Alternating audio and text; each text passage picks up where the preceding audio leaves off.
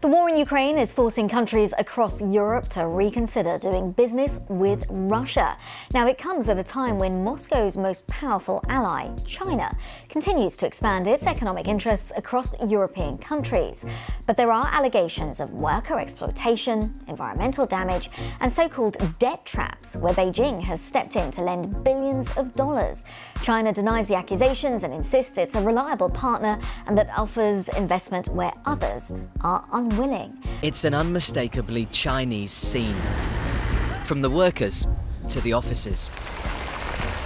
Beijing is pouring money into this copper mine, hoping it's a golden gateway to further economic expansion.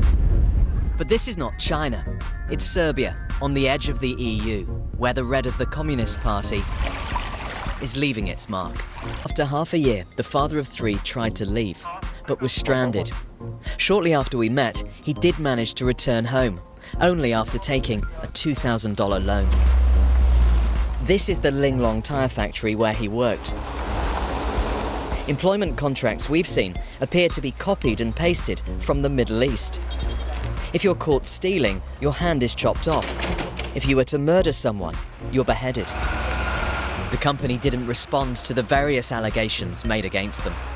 This is the most visible case of labor exploitation we had in the country so far. Human rights groups say it's a warning as Chinese business expands further into Europe. If you're actually having Chinese companies coming to other countries and not having institutions who are strong enough to prevent human rights violations or labor standards violations or any other violations, you will have probably the race to the bottom with other companies. From Serbia to neighbouring Croatia, this former Yugoslav country is now part of the European Union, and the EU is paying for its biggest infrastructure project, the Pelješac Bridge, but it's Beijing built, down to the last bolt.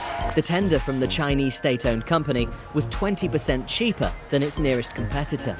European rivals called foul, but couldn't stop the deal. Croatia and all other European countries face a delicate balancing act in dealing with Beijing. Concerns remain over alleged debt traps, cybersecurity, not to mention human rights.